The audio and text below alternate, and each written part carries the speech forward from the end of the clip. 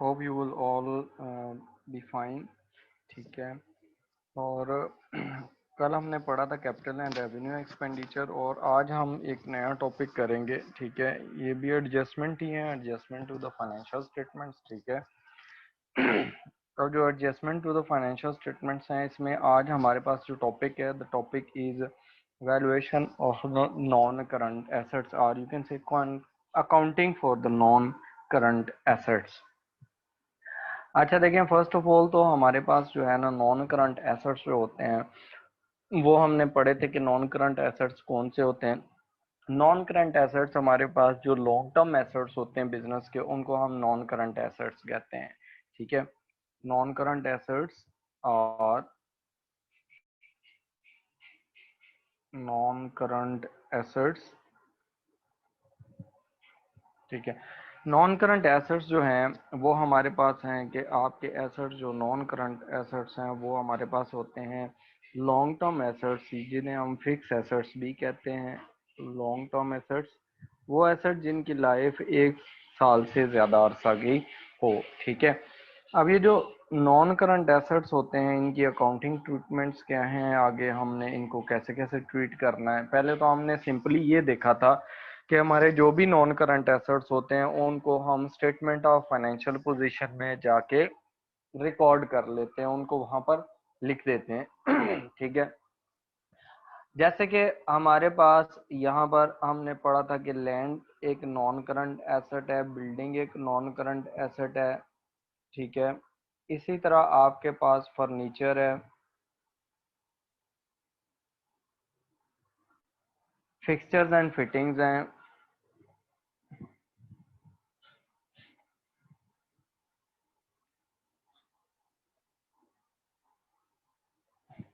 हमारे पास जो कंप्यूटर सिस्टम्स हैं,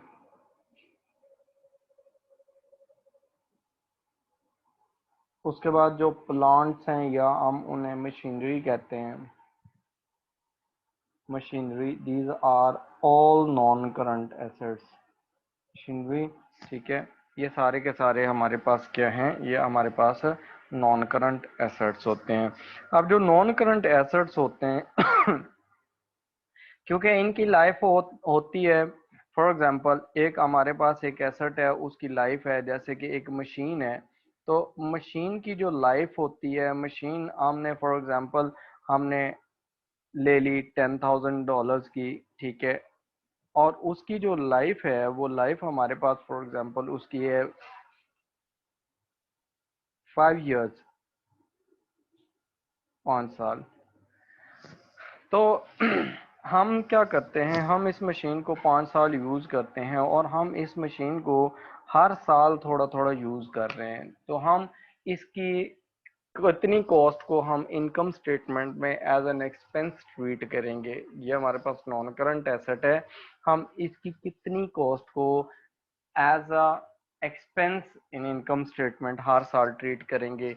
ये चीज़ हमने यहाँ पर देखनी है कि अगर एक 5 साल है क्या एसेट है, तो उसको 5 साल की कॉस्ट, उस पे 5 साल में उसको कैसे हमने एक्सपेंस आउट करना है। अगर एक एसेट हम 10 साल यूज कर रहे हैं, तो 10 साल पे उसे कैसे हमने उसको एक्सपेंस आउट करना है। इसके लिए हमारे पास जो चीज़ है, टर्म यूज होती है, वो टर्म होती है हमारे पास, जो टेक्निकल टर्म यूज होती है इस एक्सपेंस को इनकम स्टेटमेंट में चार्ज करने के लिए, that is known as depreciation. That is called depreciation. Depreciation जो होती है, ये क्या चीज़ है, इस टर्म को मैं एक्सप्लेन करता हूँ पहले आप लोगों को। ठीक है, इसको आप अंडरस्टैंड करें। डेप्रिसिएशन यू कैन से अ सिस्टमैटिक एलोकेशन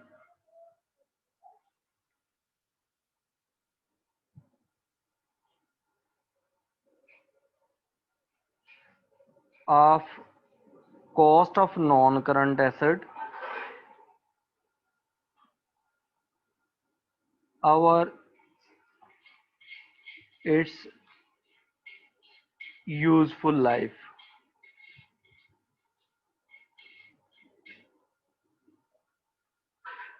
ठीक है।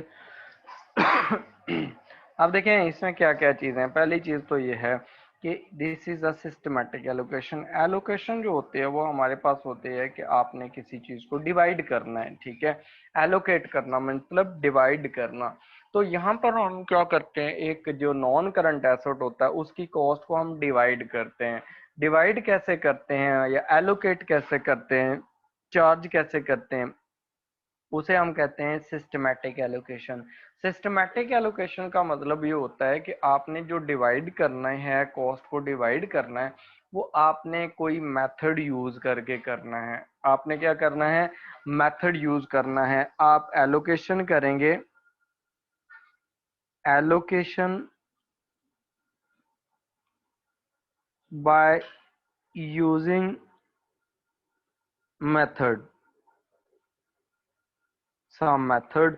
आप कोई मेथड यूज करेंगे, फिर आप इसको क्या करेंगे, इसको एलोकेट करेंगे। अब वो मेथड भी हम देखते हैं कौन कौन से होते हैं। Systematic allocation of cost of non current asset. जो नॉन करंट एसेट है उसकी कॉस्ट को आपने क्या करना है, सिस्टमेटिकली कोई फार्मूला यूज करके, कोई मेथड यूज करके उसको क्या करना है, एलोकेट करना है। और इट्स यूजफुल लाइफ, उसकी यूजफुल लाइफ जितनी है उस पे।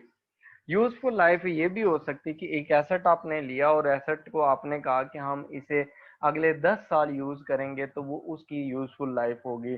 एक एसेट आप लेते हैं और कहते हैं कि हमने अगले 8 साल इसमें को बिजनेस में यूज करना है, तो यूजफुल लाइफ 8 ईयर्स होगी, ठीक है। अब वो जो 8 साल या 10 साल जो आप एसेट यूज करेंगे, उसकी जो टोटल कॉस्ट है एसेट की, वो 8 या 10 साल पे आपने स्प्रेड कर देनी है। उसको क्या कर देना है, जो कॉस्ट आएगी आपकी उसको एसेट की, उसको 8 या 10 साल पे आपने स्प्रेड कर देना है। This is known as depreciation, ठीक है। अब डेप्रिसिएशन जो होती है उसको हमने कहा सिस्टमैटिक एलोकेशन है। It means there must be some method, method होना चाहिए। अब वो मेथड कौन सा होगा, किस मेथड के तहत करेंगे। आपका डेप्रिसिएशन का जो पहला मेथड है वो है straight line method. Straight line method, this is the first method of allocating cost of a non-current asset over its useful life. The second method is reducing balance method.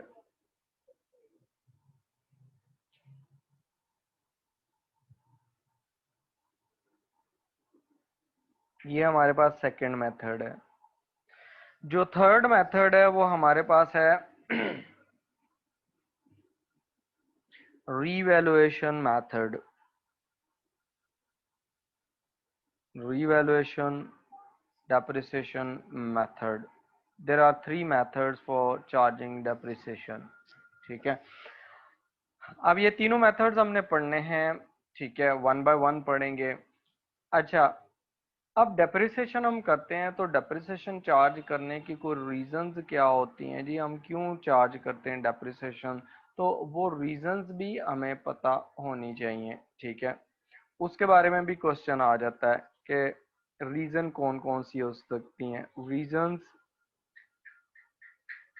Of charging depreciation. क्या हम depreciation charge करते हैं, asset की cost को हम systematically allocate करते हैं और इट्स यूजफुल लाइफ, तो वो उसकी रीजंस क्या हैं, क्यों करते हैं। नंबर वन ये है कि आपके पास जो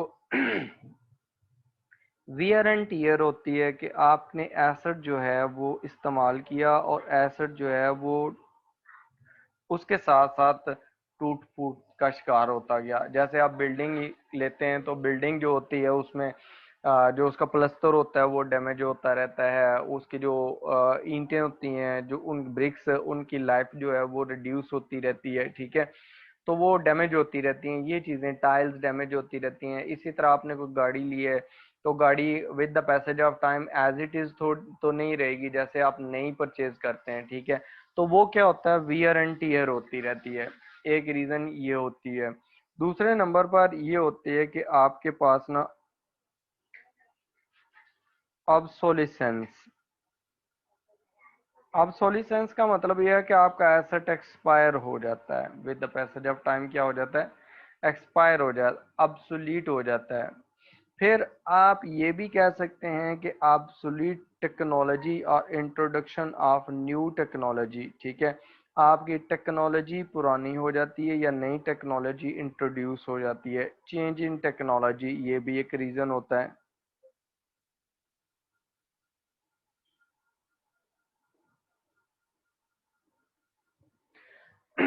उसके बाद आपके पास जो है ना चेंज इन टेक्नोलॉजी आ गया, जैसे कि आईटी से रिलेटेड प्रोडक्ट्स होती हैं। जो जो टाइम गुजरता जा रहा है आईटी ये जो प्रोडक्ट्स हैं वो चेंज होती जा रही हैं, जैसे कंप्यूटर सिस्टम्स हैं, तो वो पुराने अब सुलीट हो जाते हैं, चेंज हो जाते हैं, टेक्नोलॉजी नहीं आ जाती है, तो ये भी एक रीज़न होती है डेप्रिसिएशन की। डेप्रिसिएशन की एक रीज़न ये भी होती है, जैसे कि जो प्रोडक्ट्स हैं, जैसे आपके ये जो प्लांट्स हो गए या आयरन से रिलेटेड जो प्रोडक्ट्स होती हैं उनको जंग लग जाता है, ठीक है, तो वो खराब होना शुरू हो जाते हैं, वो भी एक रीजन होती है, ठीक है। तो ये रीजंस होती हैं डेप्रिसिएशन की।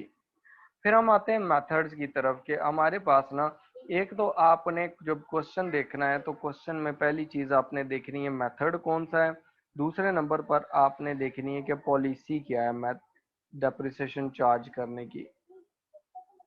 ये दो चीजें आप नोट डाउन करेंगे, इसको पैरेलल इसलिए लिख रहा हूँ ताकि आपको ये याद रह जाए कि आपने जब भी डेप्रिसिएशन करनी है दो चीजें देखनी है। एक चीज देखना है कि मेथड कौन सा है, ठीक है, दूसरे नंबर पर आपने देखनी है कि पॉलिसी कौन सी है।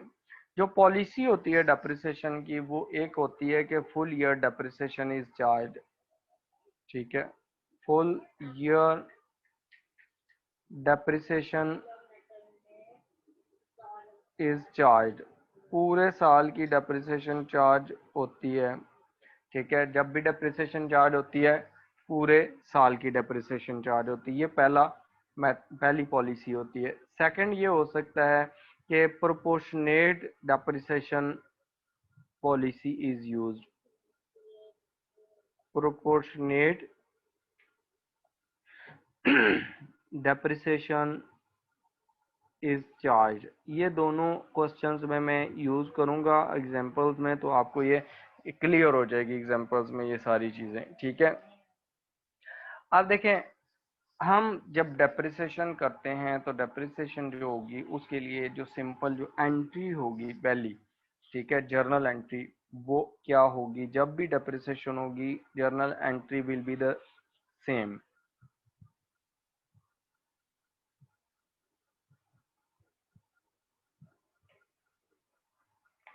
जर्नल एंट्री ये होगी कि हमेशा आपके पास डेबिट जो होगा वो आपके पास डेप्रिसिएशन एक्सपेंस डेबिट हो जाएगा,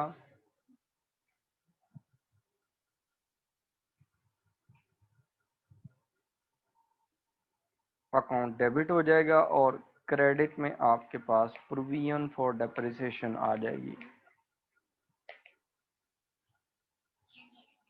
जैसे हमने प्रोविजन फॉर डेप्रिसिएशन, हमने प्रोविजन फॉर डाउटफुल डेट्स रखा था, इसीलिए इसी तरह हम यहाँ पर प्रोविजन फॉर डेप्रिसिएशन भी रखेंगे।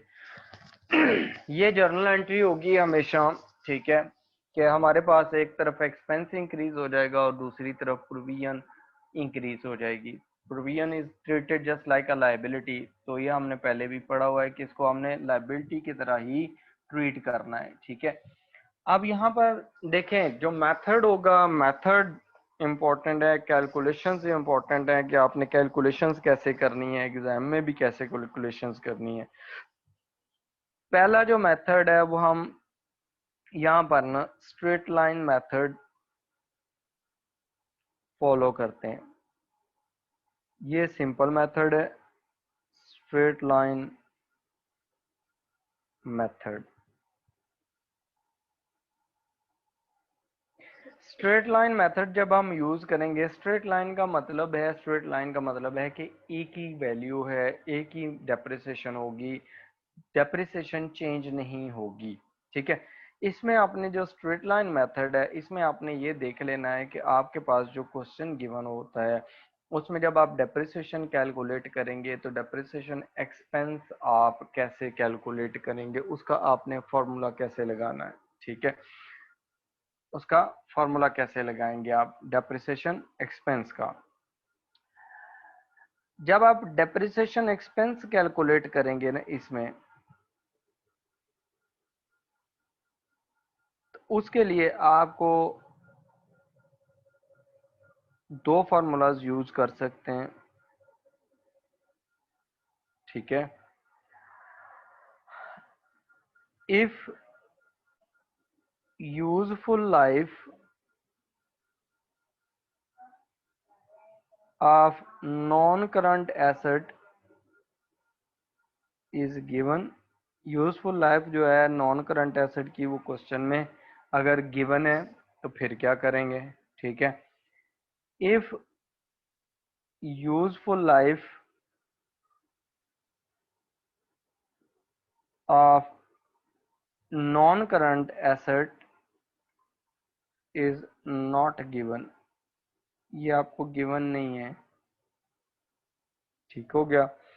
अगर तो यूजफुल लाइफ क्वेश्चन में गिवन है तो आप फार्मूला जब डेप्रिसिएशन कैलकुलेट करेंगे तो फार्मूला जो होगा वो आपका फार्मूला होगा cost of the asset minus residual value. Residual value अब क्या चीज होती है ये आपको मैं बताता हूँ, डिवाइडेड बाय आप इसको कर देंगे यूजफुल लाइफ,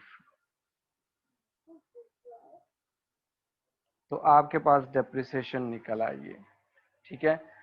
क्या फॉर्मूला है, cost minus residual value divided by useful life ठीक हो गया। जो हमारे पास जो कॉस्ट है वो भी क्वेश्चन में गिवन होगी, तो रेजिडुअल वैल्यू जो होती है ये क्या चीज होती है, इसको मैं आपको बताता हूँ कि what is the residual value. Residual का मतलब होता है जो बच जाए, रेजिडुअल का मतलब क्या होता है, जो एट द एंड आपके पास बच जाए। तो आपके एसेट जो होता है वो आपके फॉर एग्जांपल उसकी यूजफुल लाइफ है 10 ईयर, आपने कहा था कि जब हमने आपने परचेज किया आपने कहा हम 10 साल यूज करेंगे, 10 साल के एंड पे उसकी कितनी वैल्यू रह जाएगी, इन अदर वर्ड्स उस स्क्रैप में कितने का सेल हो जाएगा एसेट, ठीक है। 20,000 का, 4,000 का, 2,000 का, 1,000 का, that value is known as residual value. कि आपका एसेट है, आपने परचेज किया है, आपने उसको यूज करना है और at the end of the useful life उसकी कितनी वैल्यू रह जाती है, that value is known as residual value, ठीक है।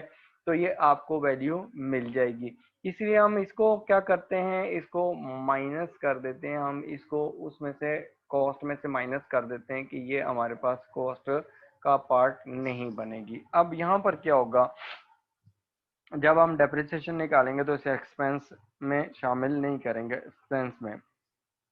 अगर यूजफुल लाइफ नहीं गिवन तो फिर आपको परसेंटेज में रेट गिवन होगा, तो फिर आप क्या करेंगे, कॉस्ट माइनस रेजिडुअल वैल्यू, ये डिनोमिनेटर वाली वैल्यू जो है ये सेम रहेगी, ऊपर वाली cost less residual value, it would remain the same. अब यूजफुल लाइफ नहीं गिवन होगी लेकिन percentage in of depreciation given होगी, तो आप फिर मल्टीप्लाई कर देंगे डेप्रिसिएशन रेट के साथ। क्या करेंगे, मल्टीप्लाई करेंगे डेप्रिसिएशन रेट के साथ, तो आपके पास डेप्रिसिएशन निकल आएगी। फॉर एग्जांपल यहाँ पर एग्जांपल लेते हैं, एग्जांपल नंबर 1, ठीक है। आपके पास एसेट है, वो आपने परचेज किया है 1 जनवरी को 2017 को, वो एसेट आपने परचेज किया फॉर एग्जांपल $20,000 का, ठीक है। उसकी यूजफुल लाइफ जो है वो फॉर एग्जांपल गिवन है 5 इयर्स, 5 साल, ठीक हो गया। उसके बाद आपको जो गिवन है residual value,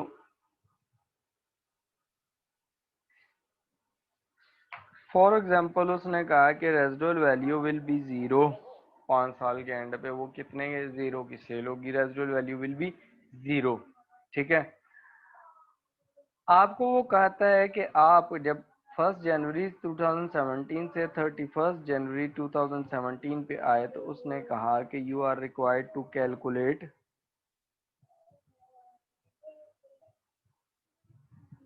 depreciation expense for the year ended 31st December 2000 and 31st December 2017 को इसकी क्या वैल्यू होगी आपने वो कैलकुलेट करके बतानी है। ठीक है। आपने ये जो कैलकुलेशन करनी है, जब आप कैलकुलेशन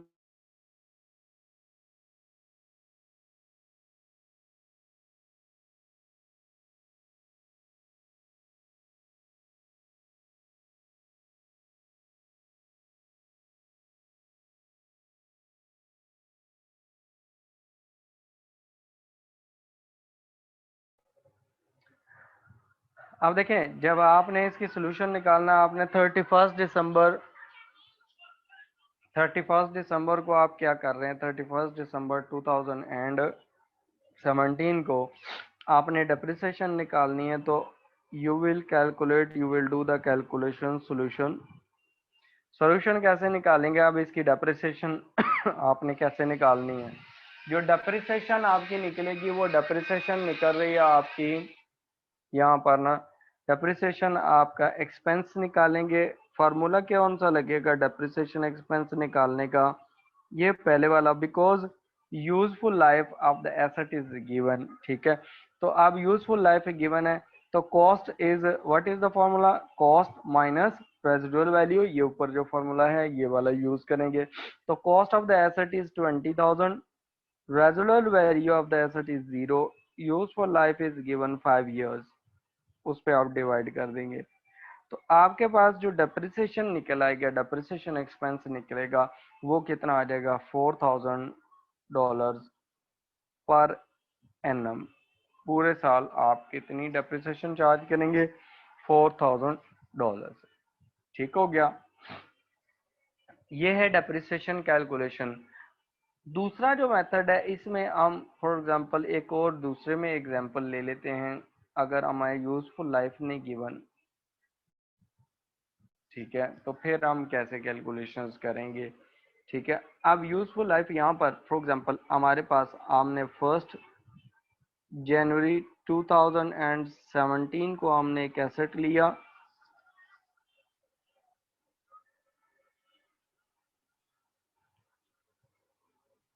हमने जो एसेट लिया उसकी जो कॉस्ट थी वो हमारे पास थी फॉर एग्जांपल 50,000 की डॉलर्स की। उसके बाद हमारे पास उसने कहा है कि आप ये जो एसेट है इसकी जो रेजिडुअल वैल्यू है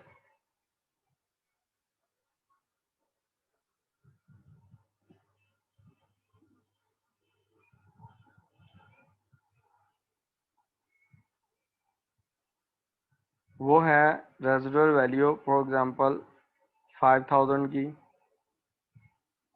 ठीक है।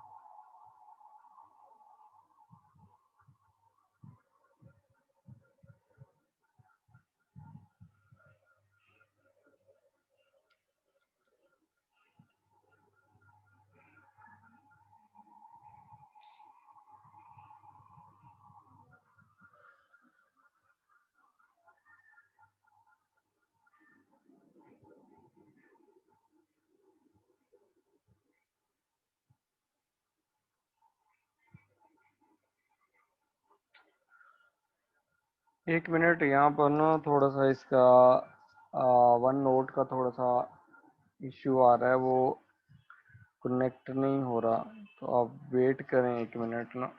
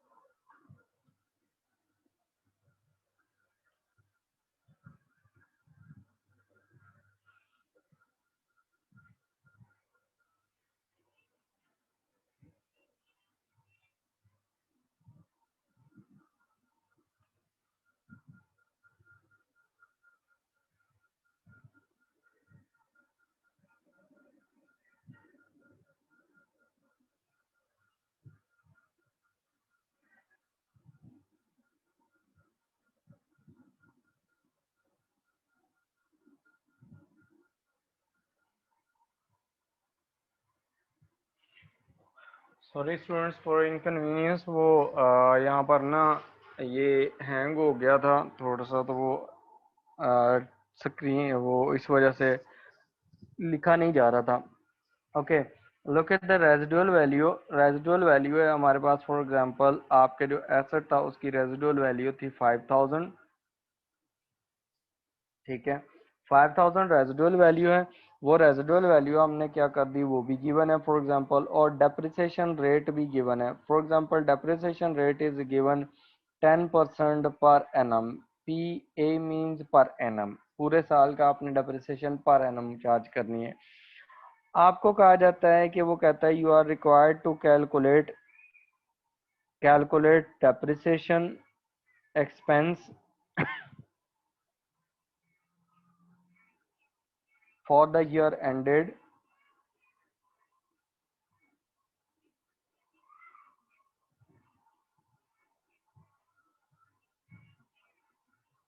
31st December 2017।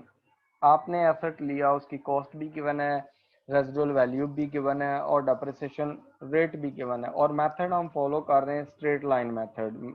Which method is being followed? Straight line method. अब आपने क्या करना है, इसका सॉल्यूशन निकालना है कि हमने इसके लिए कैसे इसको सॉल्व करना है।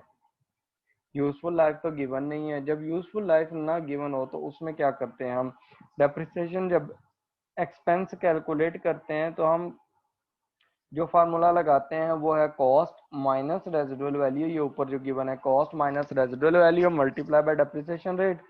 cost is given here, in this case it is 50,000, and residual value is given that is 5,000।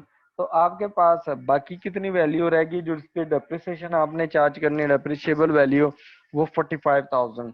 उस 45,000 का आप 10% पर एनम डेप्रिसिएशन रेट से मल्टीप्लाई कर लें, तो हमारे पास जो डेप्रिसिएशन पर एनम आएगी वो है 4500। ये आपके पास पर एनम के हिसाब से डेप्रिसिएशन चार्ज हो जाएगी। ठीक है। अब यहाँ पर क्या हुआ है कि हमने डेप्रिसिएशन निकाली है, एक क्वेश्चन में, एक एग्जांपल में हमने अज्यूम किया कि यूजफुल लाइफ गिवन है, फिर कैसे कैलकुलेट करनी है। दूसरे में हमने अज्यूम किया कि यूजफुल लाइफ नहीं गिवन, फिर हम कैसे कैलकुलेट करेंगे। उस सूरत में depreciation rate will be given, उससे मल्टीप्लाई करके हम कैलकुलेशंस कर लेंगे। ये सिंपल कैलकुलेशंस थी। अच्छा, अभी आपने जब डेप्रिसिएशन की कैलकुलेशन सीखनी है, तो डेप्रिसिएशन की जो कैलकुलेशन सीखेंगे उसके लिए आपने क्या करना है, उसके लिए यहाँ पर आप एक स्केड्यूल बनाएंगे ताकि आप उसको इजीली लर्न कर सकें। ठीक है, that is called depreciation schedule. ठीक है, वो मैं आपको बनाना सिखाता हूँ। यहाँ पर आपने वो कैसे बनाना है, डेप्रिसिएशन स्केड्यूल।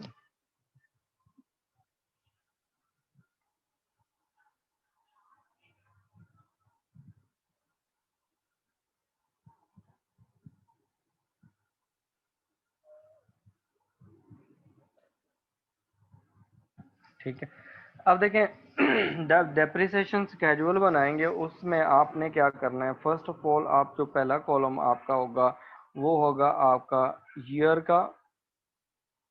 ठीक है, आपने ईयर लिखना है सबसे पहले, ये पहला कॉलम होगा आपका। जो सेकंड कॉलम होगा वो आपके पास आएगा ओपनिंग वैल्यू का, आपके एसेट की ओपनिंग वैल्यू कितनी है।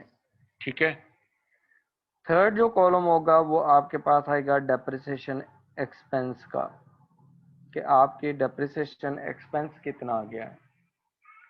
Fourth column will be of the closing value, कि आपके eight the end of the year closing value कितनी है एसेट की। ठीक है, साल के एंड पे एसेट की क्लोजिंग वैल्यू कितनी बच गई। ठीक है, उसके बाद आपने यहाँ पर एक कॉलम बनाना है, that is called total depreciation, कि आपकी टोटल डेप्रिसिएशन कितनी हुई है, ये आप कॉलम बनाएंगे। अब ये जो कॉलम आपने बनाने हैं ना, इसमें आपके पास पहला कॉलम ईयर का है, second column will be of the opening value, third column will be of the depreciation expense, fourth column will be of the closing value, and the fifth column will be of the total। ठीक हो गया आपके total का fourth column है। अब यहाँ देखें, हम एक एग्जाम्पल ले लेते हैं, उसके थ्रू हम क्वेश्चन को प्रोसीड करते हैं। अब एग्जाम्पल में देखें, हमारे पास एग्जाम्पल में, फॉर एग्जाम्पल मैं कहता हूँ, हमने 1 जनवरी 2015 को एक एसेट परचेज कर लिया। ठीक है, 1 जनवरी 2015 को हमने मशीन परचेज की जिसकी कॉस्ट थी हमारे पास $40,000। ठीक है, उसके बाद इस एसेट की कोई रेजिडुअल वैल्यू जो है फॉर एग्जांपल नहीं गिवन, वो ज़ीरो है। रेजिडुअल वैल्यू कितनी है? ज़ीरो है। उसके बाद आपको ये कहा जाता है कि आप डेप्रिसिएशन जो है वो आप करें, डेप्रिसिएशन रेट गिवन है 10% पर एनम। ठीक है, डेप्रिसिएशन मेथड जो है वो भी आपको गिवन है, straight line method. Straight line method, ये मेथड आप यूज कर रहे हैं।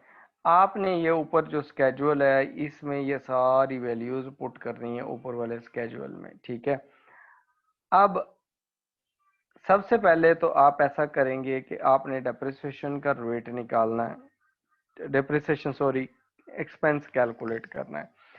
जब आपने डेप्रिसिएशन कैलकुलेट करनी है, पहले आपका ईयर है 2015। 2015 को आप ईयर में लिखेंगे और 2015 में एट द स्टार्ट ऑफ 2015 आपके पास एसेट जो था 40,000 का, ये आप ओपनिंग वैल्यू में लिख देंगे। ठीक है, मोहम्मद सादित, आप क्वेश्चन राइट करेंगे तो मेरे पास क्वेश्चन आएगा। आपने हैंड रेज किया है, ठीक है, आप क्वेश्चन राइट करेंगे, वो क्वेश्चन फिर मेरे पास आएगा क्वेश्चन आंसर में। अच्छा, इसमें देखें, ये हमारे पास आ गया 40,000। जब हम डेप्रिसिएशन रेट हमारे पास है कितना, 10% पर एनम। जब हम डेप्रिसिएशन एक्सपेंस कैलकुलेट करेंगे तो डेप्रिसिएशन एक्सपेंस जब हम कैलकुलेट करते हैं तो फार्मूला क्या है, cost minus residual value divided by, आप यूजफुल लाइफ करेंगे, if useful life is given, if useful life is not given, in that case you will multiply this by depreciation rate। Cost of the asset is a given, that is the 40,000, and depreciation residual value is given 0, multiply by 10% per annum, this is the depreciation rate that is given।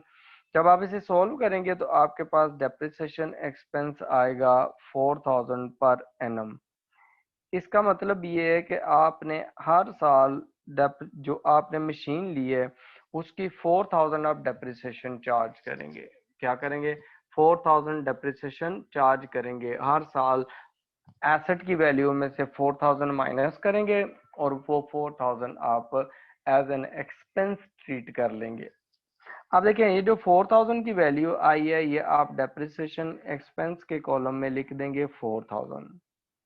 जो closing value निकलेगी, जो आपके पास opening value है minus उसमें से depreciation expense करेंगे, then you will be able to get the answer of the closing value. Closing value कितने है? 36,000। 40,000 माइनस 4,000 इज इक्वल टू 36,000। ठीक है, अब अभी तक जो पहले साल के एंड 2015 एंड हो गया, 2015 के एंड तक सारी की सारी टोटल जो डेप्रिसिएशन कैलकुलेट हुई है वो सिर्फ 4,000 की हुई है। आप टोटल में 4,000 लिखेंगे। अब ये जो वैल्यू आपके पास ओपनिंग वैल्यू होती है, सॉरी क्लोजिंग वैल्यू एक साल की, ये अगले साल की ओपनिंग वैल्यू होती है। Okay, that would be treated as opening value of the next year. 2016 next year है। 1 जनवरी 2016 को ये कितनी वैल्यू आ गई होगी एसेट की? वो आती है 36,000, जो हमारे पास यहाँ पर 2015 के क्लोजिंग में थी। ये जो डेट हमारे पास ओपनिंग वैल्यू की आएगी ये है 1 जनवरी हर साल, ठीक है। और जो क्लोजिंग है वो हमारे 31 दिसंबर है, जो कि क्वेश्चन में भी गिवन है कि आपने स्टार्ट एसेट परचेज किया 2015 को। हम एज्यूम कर रहे हैं कि हमारा अकाउंटिंग पीरियड स्टार्ट हो रहा है 1 जनवरी 2015 को, एंड हो रहा है 31 दिसंबर 2015 को। अब दूसरे साल हम क्या करेंगे, सेकेंड ईयर में भी हम इसकी डेप्रिसिएशन कैलकुलेट करेंगे, ठीक है। सेकेंड ईयर में जो डेप्रिसिएशन हम कैलकुलेट करेंगे वो कितनी होगी, ठीक है, वो देखते हैं हम। सेकेंड ईयर में डेप्रिसिएशन स्ट्रेट लाइन मेथड जो होता है उसमें डेप्रिसिएशन हर साल सेम रहेगी, डेप्रिसिएशन पे कोई इफेक्ट नहीं आएगा, वो अमाउंट सेम रहेगी। तो सेकेंड ईयर में भी हमारे पास डेप्रिसिएशन 4,000 होगी। तो हम 36,000 में से 4,000 हमने माइनस कर दिया, तो हमारे पास रिमेनिंग हमारे पास एसेट बच गया at the end of 2016 at 31 दिसंबर 2016 32,000 का। अब टोटल डेप्रिसिएशन कितनी हो गई? पहले साल हमारे पास 4,000 की डेप्रिसिएशन हुई थी, इस साल भी 4,000 होगी, टोटल कितनी होगी? 8,000। हम इसको 8,000 कर देंगे, ठीक है। उसके बाद हम जो हमारे पास 2016 आ रहा है, तो 2016 में हम क्या करते हैं? 2016 2016 में अगर हम जाते हैं तो 2016 में देखें कि सॉरी 17 में, 2017 ये नेक्स्ट ईयर है। जो हमारे पास क्लोजिंग वैल्यू थी एसेट की एट द एंड ऑफ 2016 31 दिसंबर को, वही नेक्स्ट डे को 1 जनवरी 2017 को as an opening value of asset आ जाएगी 32,000, ठीक हो गया। डेप्रिसिएशन अगले साल भी स्ट्रेट लाइन मेथड में 4,000 ही होनी है, वो माइनस हो जाएगी, वो माइनस कर लेंगे। तो रिमेनिंग वैल्यू इसकी जो आ जाएगी वो आ जाएगी 28,000 नेट बुक वैल्यू, या आप उसे कहते हैं वैल्यू एट 31 दिसंबर 2017।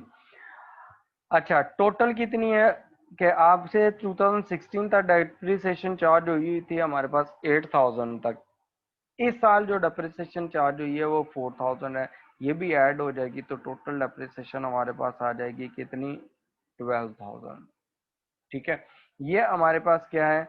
ये हमारे पास है डेप्रिसिएशन का स्केड्यूल, कि हमने डेप्रिसिएशन स्केड्यूल कैसे बनाना है, ठीक है। जो डेप्रिसिएशन स्केड्यूल हम बना रहे हैं, यहाँ तक क्लियर है? यहाँ तक कोई क्वेश्चन हो तो आप पूछ लें पहले डेप्रिसिएशन स्केड्यूल तक।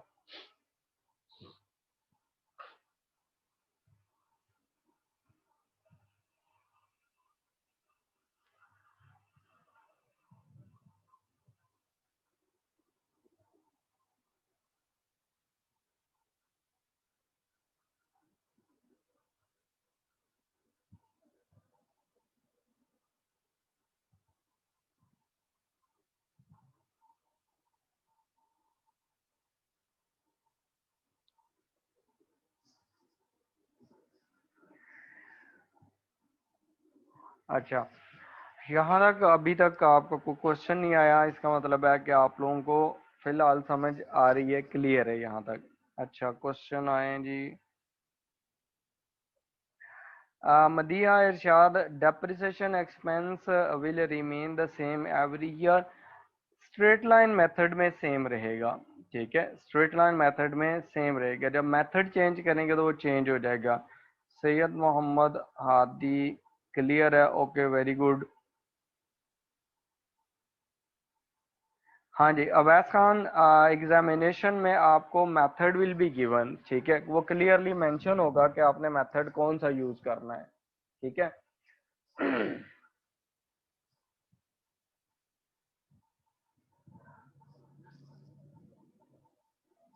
जोनारा गफार, आपने 2019 तक बना लिया, ओके वेरी गुड, कोई मसला नहीं, आपने बना लिया, अच्छी बात है, प्रैक्टिस है आपकी, ठीक है। वो मैंने आपको 2017 तक ही बनवाया है, इससे आगे मैं आपको कैलकुलेशन समझाता हूँ, चीज़ें और चीज़ें कॉन्सेप्ट समझाता हूँ, ठीक है। अब देखें, यहाँ तक ना जब हमने कैलकुलेशन कर ली है ना, तो हमारे पास ना जो वैल्यू आ रही है ना, क्लोजिंग वैल्यू या ओपनिंग वैल्यू, अब ये वैल्यू कैसे निकल रही है वो देखें। इस वैल्यू को हम नेट बुक वैल्यू भी कहते हैं, इस वैल्यू को हम क्या कहते हैं, नेट बुक वैल्यू भी कहते हैं, net book value eight the end of the year. Book value जो होती है ना, उसका मतलब होता है कि आपने जो बुक्स ऑफ अकाउंट्स में जिस वैल्यू पे एसेट रिकॉर्ड किया हुआ है ना, उसको हम बुक वैल्यू कहते हैं। तो नेट बुक वैल्यू का मतलब होता है कि आपके एसेट की जितनी कॉस्ट है उसमें से आपने सारी की सारी डेप्रिसिएशन उस डेट तक माइनस की हुई है, तो आपके पास वो नेट बुक वैल्यू कहलाती है, ठीक है। अब देखें जो नेट बुक वैल्यू होती है ना, जो टर्म होती है नेट बुक वैल्यू, इसका मतलब होता है आपकी जो कॉस्ट है माइनस इसमें से टोटल डेप्रिसिएशन, इसमें से आपने माइनस किए गए। टोटल डेप्रिसिएशन को हम प्रोविजन फॉर डेप्रिसिएशन भी कहते हैं, कि हमारे पास ये प्रोविजन फॉर डेप्रिसिएशन है। जिस डेट तक आपने, जिस डेट को नेट बुक वैल्यू निकालनी है उस डेट तक आपने निकाल लेनी है कि कॉस्ट और उसमें से सारी डेप्रिसिएशन माइनस कर दें, that is known as the net book value, ठीक है। इसको हम आगे करेंगे, फर्दर इसकी कैलकुलेशंस करेंगे, ठीक है। यहाँ तक डेप्रिसिएशन स्केड्यूल तक जो मैंने करवाया है, यहाँ तक अगर आपको कोई इश्यू है, कोई प्रॉब्लम है तो आप पूछ लें।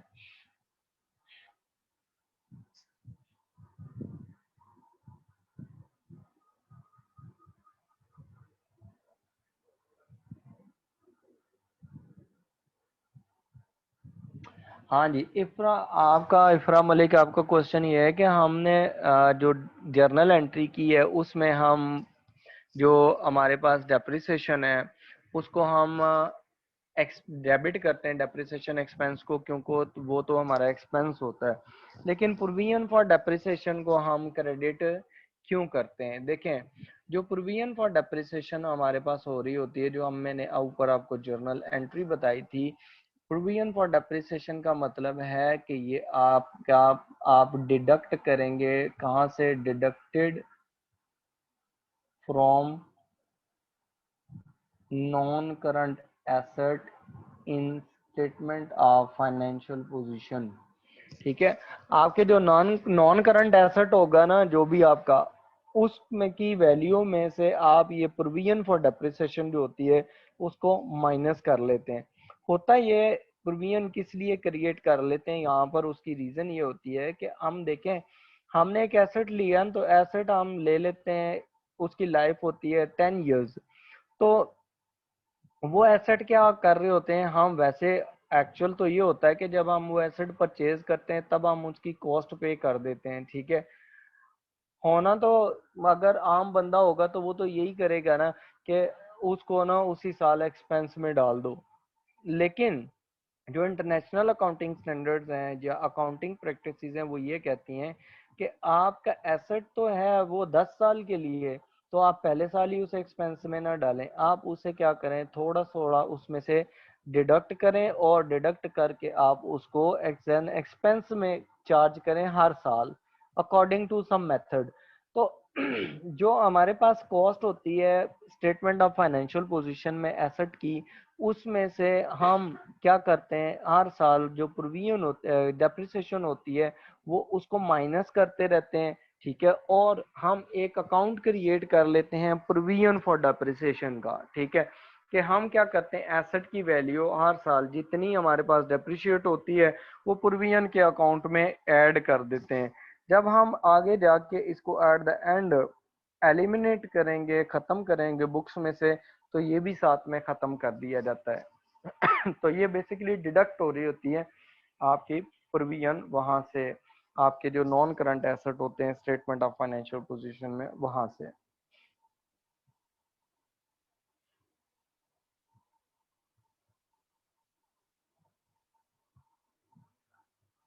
ठीक है, यहाँ तक क्लियर है। अच्छा, अब देखते हैं हम नेक्स्ट मेथड देखते हैं, रिड्यूसिंग बैलेंस मेथड। ठीक है, रिड्यूसिंग बैलेंस मेथड जो होता है उसमें हम क्या करते हैं, उसमें कैसे कैलकुलेशंस करते हैं वो हम यहाँ पर चेक करते हैं। second one is reducing balance method.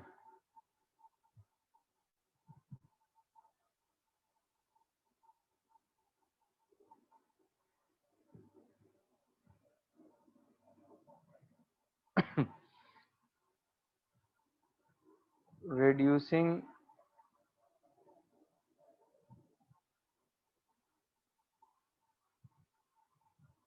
Balance method.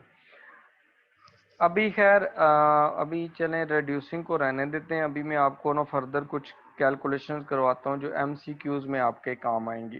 ठीक है, आप देखें यहाँ पर जो हमने डेप्रिसिएशन स्केड्यूल बनाया है ना, इसमें कुछ वैल्यूज हमने निकाली हुई हैं, एक ये पूरा स्केड्यूल बना के। ठीक है, अब ये वैल्यूज इनमें से ना बहुत सारी वैल्यूज हम एमसीक्यूज में डायरेक्ट निकालनी पड़ती हैं, उसके लिए हमें पूरा स्केड्यूल बनाने की जरूरत ना पड़े। तो वो कैसे निकालनी है? पहली चीज तो आपने ये डेप्रिसिएशन एक्सपेंस वाली, ये तो आपने सीख ली है कि आपने इंडिविजुअली कैसे डेप्रिसिएशन एक्सपेंस कैलकुलेट करना है। ठीक है, दूसरी चीज जो मैं आपको सिखा रहा हूँ ये आपकी टोटल डेप्रिसिएशन है। ये जो टोटल डेप्रिसिएशन होती है इसको एक्यूमुलेटेड डेप्रिसिएशन का वर्ड भी इसके लिए यूज होता है।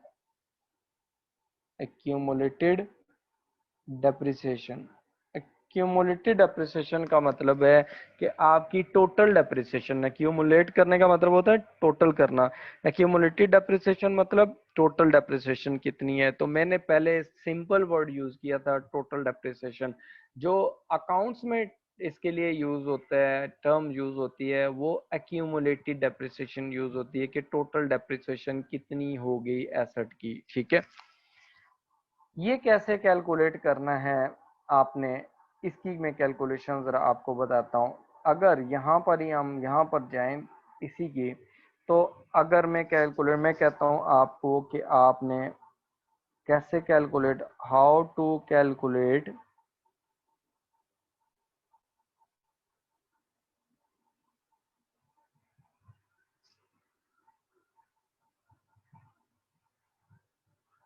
accumulated depreciation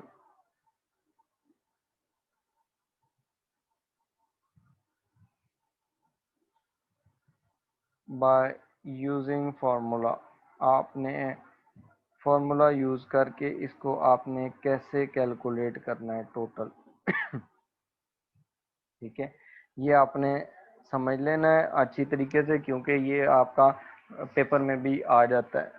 जैसे कि ऊपर वाला जो क्वेश्चन था, उसी क्वेश्चन में हम देखते हैं कि अगर वो कहता है कि आप you are required to find accumulated depreciation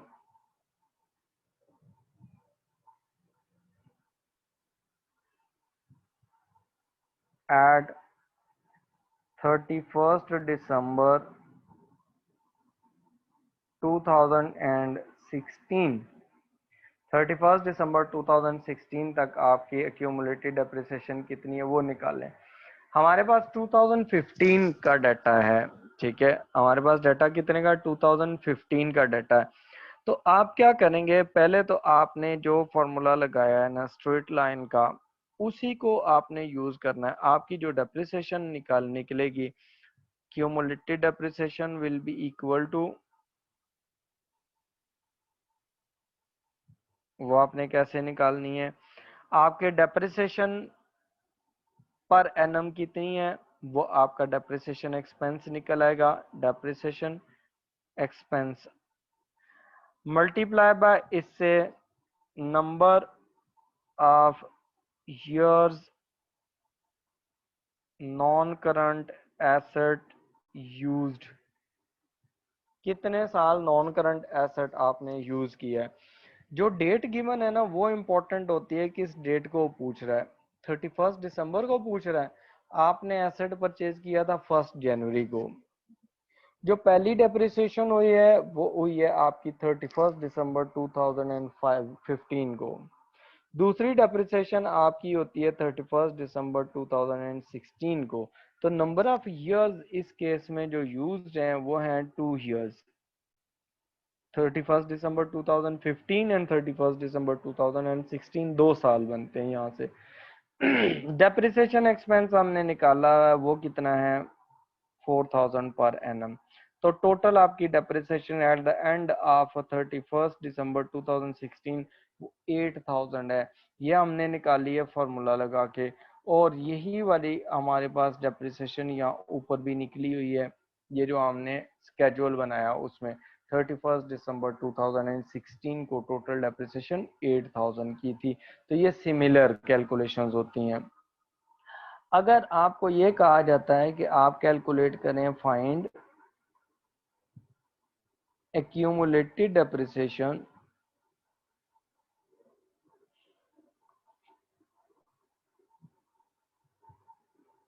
at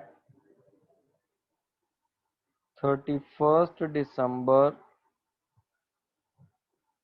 2017, तो आपने देखना है कि आपने एसेट कब से परचेज किया और कहां तक आपने यूज किया उसे। आपने एसेट जो है वो परचेज किया था 1 जनवरी 2015, और आपको वो कह रहा है कि डेप्रिसिएशन आपकी जो एक्यूमुलेटेड डेप्रिसिएशन है वो आ रही है 31 दिसंबर 2017। तो यहाँ से यहाँ तक का पीरियड कितने साल का बनता है, कितना पीरियड बनता है? 2015 कंप्लीट है, ठीक है। 2015 31 दिसंबर को फर्स्ट साल डेप्रिसिएशन हुई, 31 दिसंबर 2016 को सेकेंड टाइम, और 31 दिसंबर 2017 को थर्ड ईयर। 3 साल आपके बनते हैं, यहाँ से यहाँ तक आपके 3 ईयर्स बनते हैं, ठीक है। अब आपने यहाँ से टोटल एक्यूमुलेटेड डेप्रिसिएशन निकालनी है ना, तो एक्यूमुलेटेड डेप्रिसिएशन आप कैसे निकालेंगे? आपका वही ऊपर वाला फार्मूला है जो हम ये ऊपर एक्यूमुलेटेड डेप्रिसिएशन का फार्मूला लिख के आए, यही फार्मूला आपने यूज करना है कि आपकी जो डेप्रिसिएशन एक्सपेंस है वो पर एनम है वो 4000 का, मल्टीप्लाई बाय कितने साल आपने यूज किया 3 ईयर्स, तो 3 साल का आपकी टोटल डेप्रिसिएशन बन जाएगी 12000। अगर हम स्केड्यूल में ऊपर जाके देखें तो स्केड्यूल में भी 31 दिसंबर 2017 को हमारे पास टोटल डेप्रिसिएशन जो है वो 12000 ही आ रही है। ये सिमिलर है, इसमें कोई चेंज नहीं आया, ठीक है। यहाँ तक क्लियर है कि आपने टोटल या एक्यूमुलेटेड डेप्रिसिएशन कैसे निकालनी है।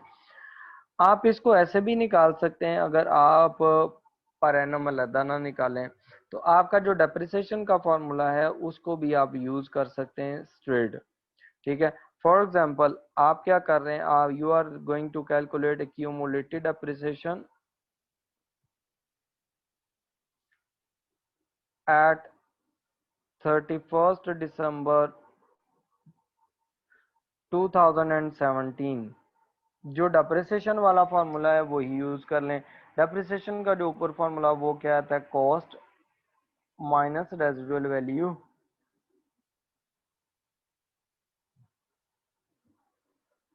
Multiply by depreciation rate. आपका डेप्रिसिएशन रेट कितना उससे मल्टीप्लाई किया, और मल्टीप्लाई बाय ईयर्स यूज्ड, आपने कितने साल एसेट यूज किया है उससे मल्टीप्लाई कर दें। 31 दिसंबर 2017 तक कितने साल बनते हैं, 1 जनवरी 2015 से 3 साल। तो आप कैसे कैलकुलेशंस कर सकते हैं कि आपके पास जो कॉस्ट है वो कॉस्ट है आपके पास एसेट की 40,000 की, ठीक है, माइनस रेजिडुअल वैल्यू 0 क्वेश्चन में given, multiply by depreciation rate 10% per annum, ठीक है, और मल्टीप्लाई बाय 3 ईयर्स। आप 3 साल से उसे मल्टीप्लाई कर दें तो आपके पास जो आंसर आएगा वो कितना आएगा 12,000 का। ये आप इस तरह भी कर सकते हैं कि जो फार्मूला है उसको मल्टीप्लाई कर दें by number of period asset used, ठीक है। तो ये आपका डायरेक्ट निकल सकता है। अच्छा, यहाँ तक इसकी कैलकुलेशन में कोई मसला हो वो बता दें।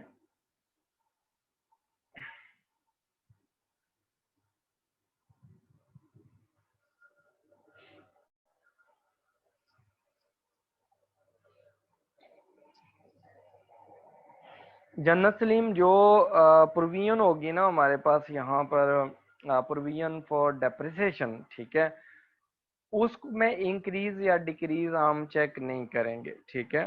वो डायरेक्टली डेप्रिसिएशन का फार्मूला निकाल लेंगे तो हमारा एक्सपेंस निकल आएगा। जो प्रोविजन फॉर डाउटफुल डेट्स थे उसमें हम डिफरेंस लेके करते हैं, ओल्ड प्रोविजन न्यू प्रोविजन का। यहाँ पर आपने ओल्ड और न्यू प्रोविजन का कोई डिफरेंस नहीं लेना, आपने स्ट्रेट फार्मूला लगाना है और डेप्रिसिएशन आपकी निकल आएगी, ठीक है, एक्सपेंस निकल आएगा।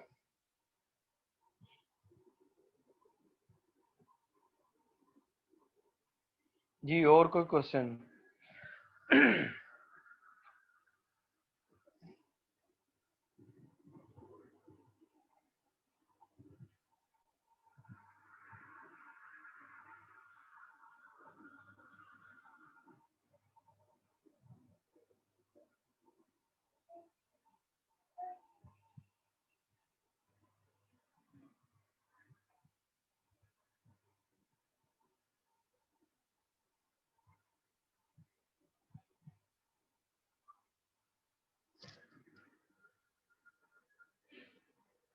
यहाँ तक कोई क्वेश्चन हो आपका पूछ लें, ठीक है।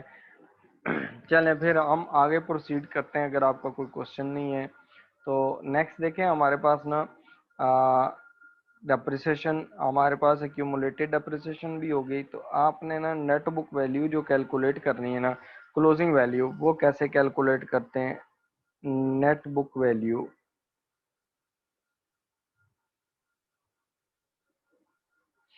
ये हमने सीखा ऊपर टेबल से निकालने के लिए कि हमने कैसे क्लोजिंग वैल्यू निकालनी है, कि जो हमारे पास ओपनिंग वैल्यू होगी उसमें से हम डेप्रिसिएशन एक्सपेंस माइनस कर देंगे, हमारे पास नेट बुक वैल्यू आ जाएगी। लेकिन समटाइम्स ऐसा होता है, आपको एमसीक्यूज गिवन होते हैं, उसमें वो कहता है यदि आप नेट बुक वैल्यू कैलकुलेट करें, ठीक है। फॉर एग्जांपल देखें, आपको वो कहता है कि आपके पास में क्वेश्चन, हम क्वेश्चन बना लेते हैं, क्वेश्चन है फॉर एग्जांपल, आपको कहता है कि आपने ऑन 1 जनवरी 2014 को आपने एक एसेट परचेज किया था। अब वो जो एसेट था वो आपका, फॉर एग्जांपल आपने मोटर वैन परचेज की थी, मोटर वैन आपने पेज परचेज की थी, फॉर एग्जांपल आपकी थी वो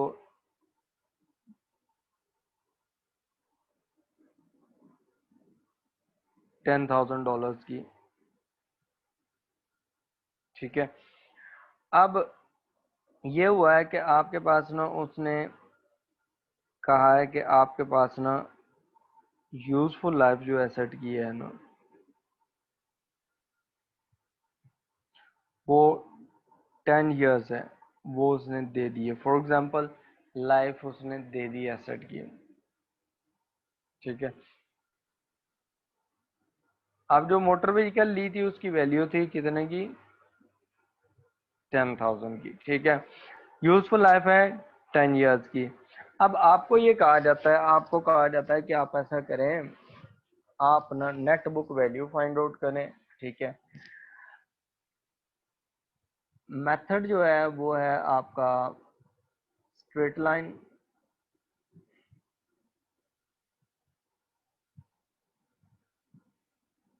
ठीक है। और आपको कहा जाता है कि आप फाइंड आउट करें डेप्रिसिएशन एक्सपेंस, ठीक है। आपकी रिक्वायरमेंट्स क्या है? You are required to prepare find depreciation expense at 31st December 2014। ये कितना है? दूसरे नंबर पर वो आपको कहता है, second one,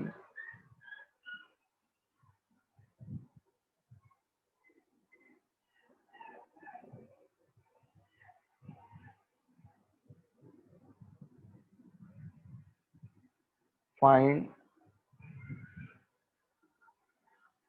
accumulated depreciation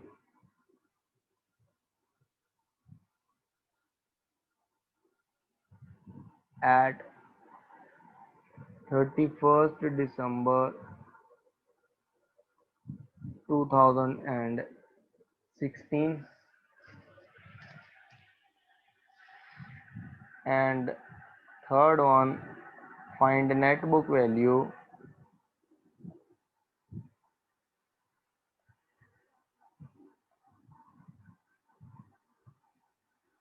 at 31st December 2016। ठीक है, आपने 31 दिसंबर 2016 को फाइंड आउट करनी है कि वैल्यू कितनी है, नेट बुक वैल्यू। अब आप क्या करेंगे, आप जब इसको सॉल्व करेंगे तो फर्स्ट ऑफ ऑल आपने क्या करना है, first of all you will find out depreciation expense. ठीक है, एट 31 दिसंबर 2014। फॉर्मूला क्या है, cost minus residual value divided by useful life. Given है तो यूजफुल लाइफ से आप उसे डिवाइड कर देंगे। कॉस्ट माइनस रेजिडुअल वैल्यू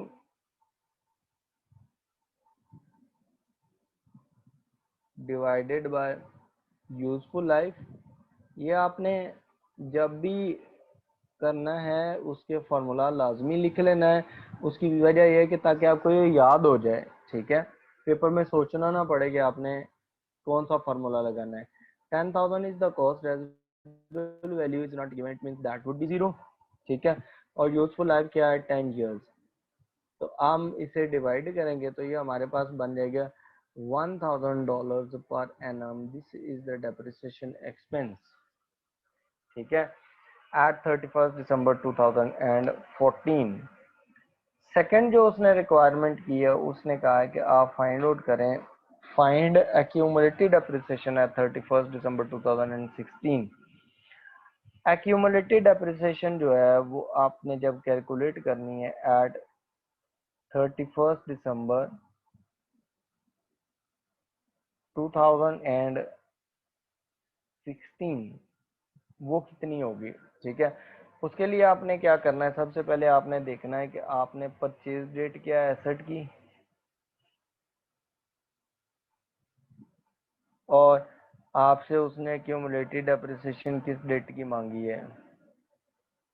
जो आपके पास तो ओपनिंग जो है ना परचेज डेट, वो है आपके पास यहाँ पर ना 1 जनवरी 2014 की। तो वो आप यहाँ पर लिख लें 1 जनवरी 2014। यहाँ से लेकर आपकी जो अक्यूमुलेटेड डेप्रिसिएशन वाली डेट है वो है 31 दिसंबर 2016। कितने साल बनते हैं, एक तो 2014 एंड हुआ 31 दिसंबर को, एक को वो हो गया, फिर 31 दिसंबर आपका एंड हुआ, 31 दिसंबर 2015 एंड हो गया, फिर 31 दिसंबर 2016 एंड हो गया। इसका मतलब है आपके कितने साल लगे, 3 इयर्स आपको लगे। यहाँ पर आपने क्यूमुलेटिव डेप्रिसिएशन निकालनी है तो आपका डेप्रिसिएशन एक्सपेंस पर एनम है 1000 का, multiply by number of years कितने, ये 1000 हमने ये ऊपर निकाला है पार्ट ए में। ठीक है, we have calculated this one in part A. इसको मल्टीप्लाई हमने किससे किया, मल्टीप्लाई हम करेंगे 3 इयर्स से।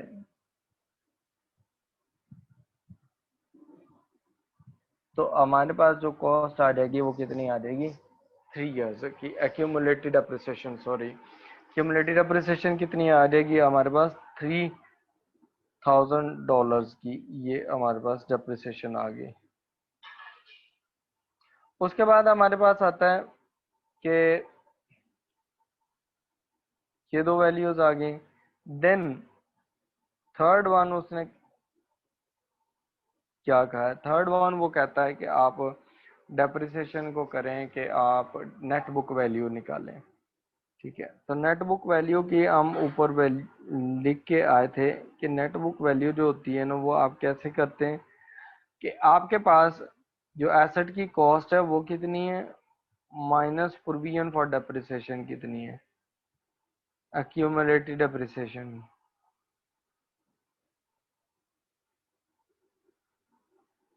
ठीक है, अब देखें जो कॉस्ट है एसेट की, वो हमारे पास जो कॉस्ट है वो एसेट की हमने ऊपर एज्यूम की हुई है, वो एज्यूम की थी हमने 10,000। ठीक है, और उसमें से 3 साल की जो प्रोविजन फॉर डेप्रिसिएशन ये हमने ऊपर निकाली है वो कितने की है, 3,000 की। रिमेनिंग आपके पास कितने का एसेट बच गया है, 7,000 का। ठीक है, ये आपके पास क्या है, net book value of the asset eight 31 दिसंबर 2016। ठीक हो गया, ये हमारे पास क्या है, ये हमारे पास है प्रोविजन का, इसका डेप्रिसिएशन का मेथड स्ट्रेट लाइन मेथड। ठीक है, यहां तक कोई क्वेश्चन है तो वो पूछ लें।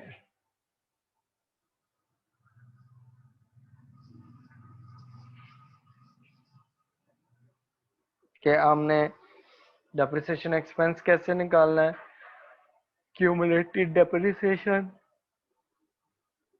कैसे निकालनी है, और नेट बुक वैल्यू कैसे निकालनी है। Yes, you can ask the questions.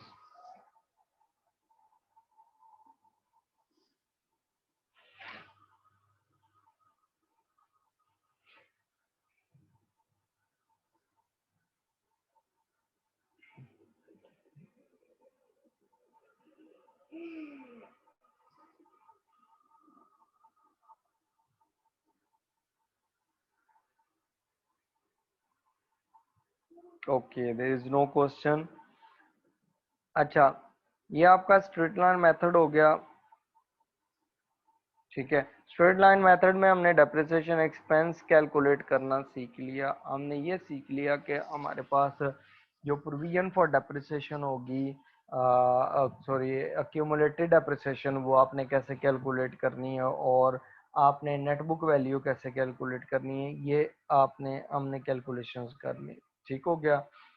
अच्छा, अब हम क्या करेंगे, अब इसके अलावा ना आपको ये एग्जामिनर कह देता है कि आप कैलकुलेशन करें प्रोविजन फॉर डेप्रिसिएशन, और जो आपके पास डेप्रिसिएशन एक्सपेंस है उनके अकाउंट मंगवा सकता है, बनवा सकता है, एग्जामिनर बनवाता है। ठीक है, तो आपने क्या करना है, अभी हम करते हैं इसके आगे कैलकुलेशंस इसकी फर्दर।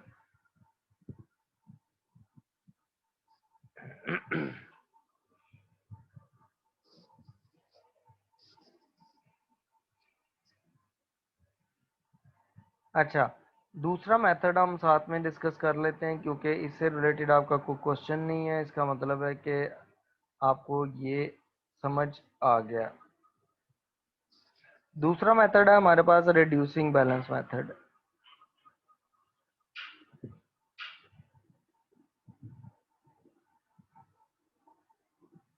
रिड्यूसिंग बैलेंस मेथड हमारे पास मेथड, इसका मतलब ये होता है, ये मेथड हर साल इसकी डेप्रिसिएशन जो होगी वो कम हो जाएगी। डेप्रिसिएशन क्या होगी, हर साल कम हो जाएगी, क्योंकि हर साल जब भी डेप्रिसिएशन चार्ज करेंगे, जो साल के जो ओपनिंग वैल्यू होगी उसकी बेस पे कैलकुलेट करेंगे। स्ट्रेट लाइन में तो एक दफ़ा कैलकुलेशन होती है, वही चलती रहती है, उसको बार बार कैलकुलेशन नहीं होती। लेकिन जो रिड्यूसिंग बैलेंस मेथड होता है, इसमें डेप्रिसिएशन चेंज होती रहती है। फॉर एग्जांपल देखें, हमारे पास ना 1 जनवरी 2013 है। ठीक है, 1 जनवरी 2013, 1 जनवरी 2013 को आपने क्या करना है, आप फॉर एग्जांपल एक एसेट परचेज कर रहे हैं, वो एसेट है आपके, वैन आपने परचेज की है, वैन आपने परचेज की है, ये इसकी कॉस्ट है फॉर एग्जांपल आपके पास यहाँ पर ना 100,000 की। ठीक है, दूसरे नंबर पर इसमें क्या है कि आपके पास ना जो रेजिडुअल वैल्यू है ये भी गिवन है, फॉर एग्जांपल ये आपका एसेट जो है ना वो 10,000 का सेल हो जाएगा, रेसिडुअल वैल्यू है। डेप्रिसिएशन जो रेट है वो हमारे पास फॉर एग्जांपल 10% पर एनम ये गिवन है, ठीक है। और आपको कहा जाता है कि आपने रिड्यूसिंग बैलेंस मेथड यूज करना है और आपने डेप्रिसिएशन कैलकुलेट करनी है। अब डेप्रिसिएशन जब हम कैलकुलेट करते हैं तो डेप्रिसिएशन हम इसमें कैसे कैलकुलेट करते हैं, जो रिड्यूसिंग बैलेंस मेथड है उसमें हम डेप्रिसिएशन कैलकुलेट करते हैं। Depreciation at 31st December 2013, depreciation expense you are required to calculate। अब ये कैसे कैलकुलेट करेंगे देखें, रिड्यूसिंग बैलेंस मेथड, इसका जो फॉर्मूला है वो देखें, how to calculate depreciation expense. इसमें हम क्या करते हैं कि जब हम इसकी कैलकुलेशन करते हैं इसमें हमारे पास जितनी जो डेप्रिसिएशन वगैरह हुई होती है ना वो हम उसमें से माइनस कर लेते हैं। हम क्या करते हैं, कॉस्ट माइनस एक्यूमुलेटेड डेप्रिसिएशन, जितनी भी डेप्रिसिएशन चार्ज हुई है एसेट की वो माइनस हो जाती है, मल्टीप्लाई बाय डेप्रिसिएशन रेट आ जाता है,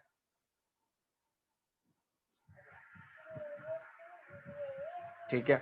फॉर एग्जांपल आप 31 दिसंबर को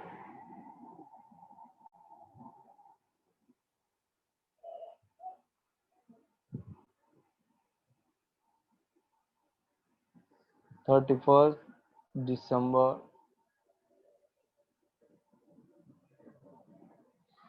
2013 को ही हम चार्ज करते हैं इसकी depreciation. Cost of the asset कितनी है, एसेट की कॉस्ट हमारे पास गिवन है वो है 100,000। एक्यूमुलेटेड डेप्रिसिएशन, क्योंकि साल पहला साल है इसलिए पुरानी डेप्रिसिएशन एक को नहीं है वो जीरो हो जानी है, मल्टीप्लाई बाय डेप्रिसिएशन रेट है 10%, तो इसका मतलब है आपके पास जो डेप्रिसिएशन है इस साल की आई है वो $10,000 आई है। अब ये फिक्स नहीं है कि एक दफा निकाल लिया 10,000 तो इतनी ही रहेगी हर दफा, ये चेंज होती रहेगी, ठीक है, ये वेरी होती है। अब इसमें जब वेरी होती है तो हम इसको अंडरस्टैंड कर लेते हैं, डेप्रिसिएशन स्केड्यूल बना के उसमें इजीली आपको अंडरस्टैंड हो जाएगा, जैसे स्ट्रेट लाइन मेथड आपको हुआ है। Depreciation schedule, when we will prepare depreciation schedule,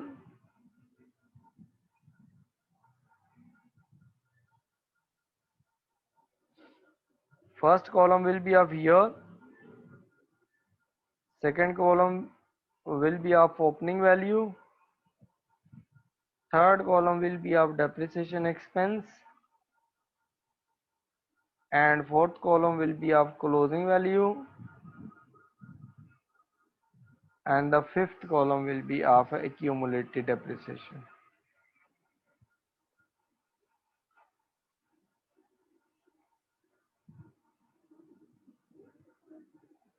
ठीक है, ये 5 कॉलम है, फर्स्ट ईयर का है, फिर ओपनिंग वैल्यू है, डेप्रिसिएशन एक्सपेंस है, क्लोजिंग वैल्यू और accumulated depreciation, ठीक है। अब देखें जो हमें डाटा गिवन है ना उसमें हम अगर देखें तो हमारे पास ये ईयर 2013 से स्टार्ट हो रहा है, ठीक है। 2013 2013 से स्टार्ट हुआ है, तो 2013 में जब हमने स्टार्ट किया तो हमारे साल के स्टार्ट में हमारे एसेट जो थे वो 1 लाख के हैं। कितने एसेट्स हैं, 100,000, ये वैल्यू है, ओपनिंग वैल्यू है। ओपनिंग वैल्यू के बाद हम क्या करते हैं, डेप्रिसिएशन निकाल लेते हैं। डेप्रिसिएशन पहले साल की, जब भी आपने डेप्रिसिएशन निकालनी है यहाँ पर तो that would be the percentage of the opening net book value, ठीक है। In other words, in simple words 10%। किसका 10% होगा, ओपनिंग वैल्यू की। ओपनिंग वैल्यू हमारे पास देखें वो है 100,000, इसका 10% जब हम कंसीडर करते हैं तो वो कितना होता है, वो हमारे पास 10,000 आ जाएगा।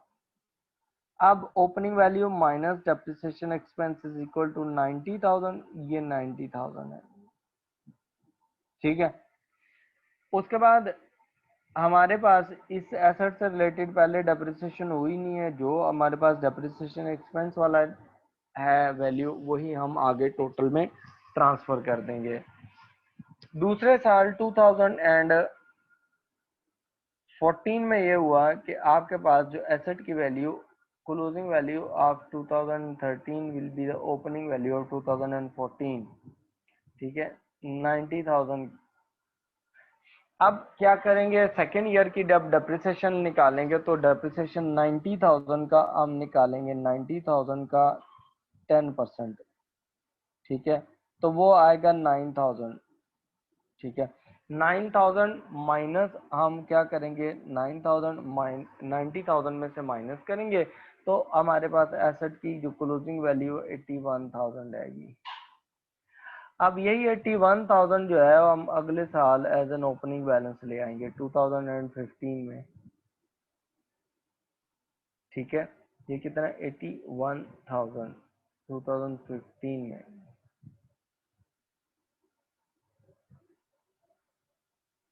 ठीक है। अब ये जो 81,000 हमारे पास आया है, इस पे हम क्या करेंगे, फिर 10% डेप्रिसिएशन चार्ज करेंगे अगले साल, 81,000 का 10%,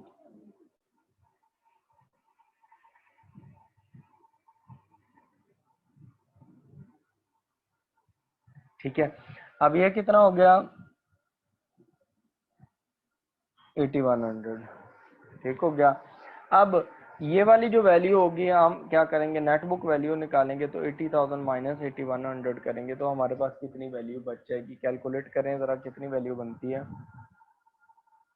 81,000 माइनस 8100, ठीक है, तो ये आपके पास बच जाएगी 72,900,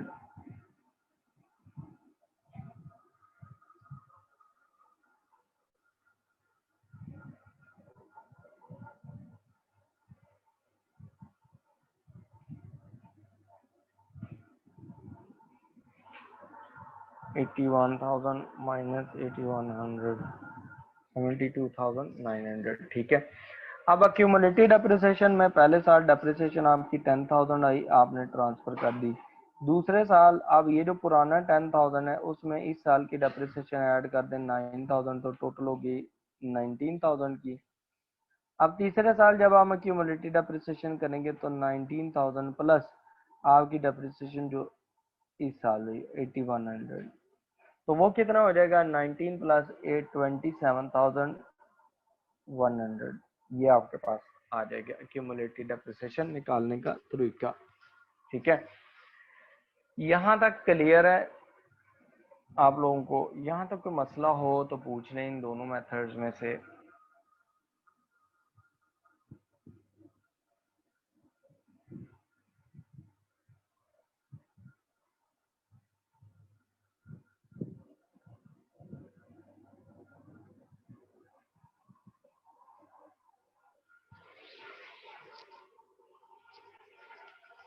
हाँ जी, dear students, if you have any problem related to this topic up till now, you can ask the question, ठीक है।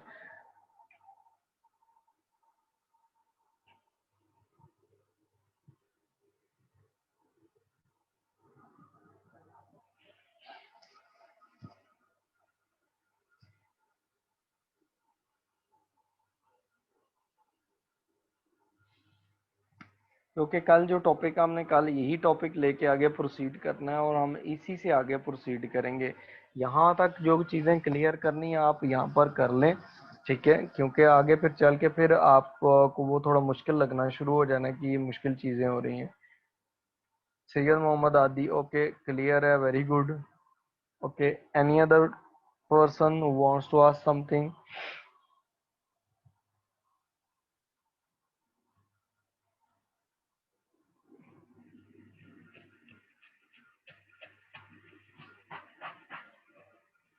ओके जन्नत, मैं कल के जो एमसीक्यूज हैं उनके आंसर्स जो हैं वो मैं शेयर कर देता हूँ, वहाँ गूगल क्लासरूम में शेयर कर दूंगा। कुरातुल्ला एंड क्लियर है, ओके गुड। आज का अभी तक हमने ना जो टॉपिक्स क्लियर किए हैं ना, वो उनके सब के नोट्स जो हैं वो गूगल क्लासरूम में मैंने ऐड किए हुए हैं, सारे टॉपिक्स हो गए। एक हमने किया था बेसिक कॉन्सेप्ट्स का, एक हमने चैप्टर किया था अकाउंटिंग इक्वेशन वगैरह का, फिर हमने जर्नल एंट्रीज के टॉपिक्स किए थे, फिर लेजर के टॉपिक किए हैं, फिर ट्रायल बैलेंस भी कर लिया। ट्रायल बैलेंस के बाद इनकम स्टेटमेंट और स्टेटमेंट ऑफ फाइनेंशियल पोजीशन भी कर लिया है, बैड एंड डाउटफुल डेट्स भी कर लिया है, हमने कैपिटल एंड रेवेन्यू एक्सपेंडिचर्स भी कर लिया है, ठीक है। और आज हमने ये वाला टॉपिक कर रहे हैं, डेप्रिसिएशन वाला।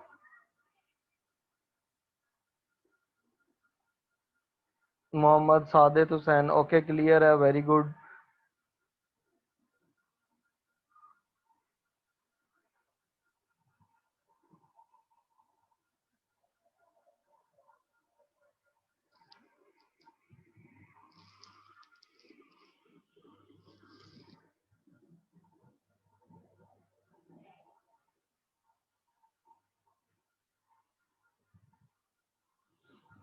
इफ्रा, आप कौन से क्वेश्चन की बात कर रही हैं? सर आपने क्वेश्चन ऊपर क्वेश्चन में क्यूमुलेटिव डेप्रिसिएशन जीरो लिखी है, क्योंकि फर्स्ट ईयर, लेकिन 1 ईयर में स्केड्यूल में तो एक्यूमुलेटेड डेप्रिसिएशन तब भी कोई वैल्यू आती है, तो जीरो कैसे हुई? इफ्रा, हमने जो डेप्रिसिएशन है ना वो क्यूमुलेटेड डेप्रिसिएशन कहीं पर मेरे ख्याल में जीरो नहीं लिखी। हाँ, ये जो हमने कैलकुलेशन की हुई है ना फार्मूला में, डेप्रिसिएशन एक्सपेंस जो निकाला हुआ है पहला, क्योंकि अब हम डेप्रिसिएशन निकाल रहे हैं 31 दिसंबर 2013 को, ये वाले इस डेट को, तो इस डेट को इससे पहले तो डेप्रिसिएशन हमारे पास थी नहीं ना, वो जीरो इसलिए लिखी है। लेकिन दूसरे साल जब हम डेप्रिसिएशन निकालेंगे तो हम करेंगे 1000 माइनस, हम उसमें से 10,000 माइनस कर लेंगे। दूसरे साल तो हम डेप्रिसिएशन जो है ना वो 90,000 पे निकालेंगे, 900 जो बनेगी, ठीक है। वो इस तरह डेप्रिसिएशन कैलकुलेट होती है, वो सिर्फ पहले साल के लिए जीरो होता है, बाद में तो डेप्रिसिएशन होती है ना।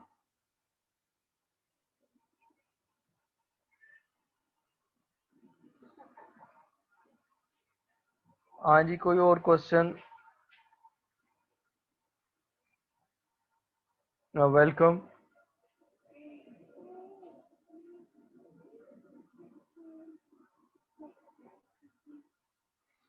ओके, यहाँ तक अगर आपको आज क्लियर है तो हम कल इसी से आगे प्रोसीड करते हैं, ठीक है। ये मैं अपलोड कर देता हूँ वहाँ गूगल क्लासरूम में, आप इसको दोबारा देख लीजिएगा जो मैंने पढ़ाया है लेक्चर, ठीक है। तो तब तक के लिए अल्लाह हाफिज़, इंशाल्लाह कल मुलाकात होती है। अल्लाह हाफिज़।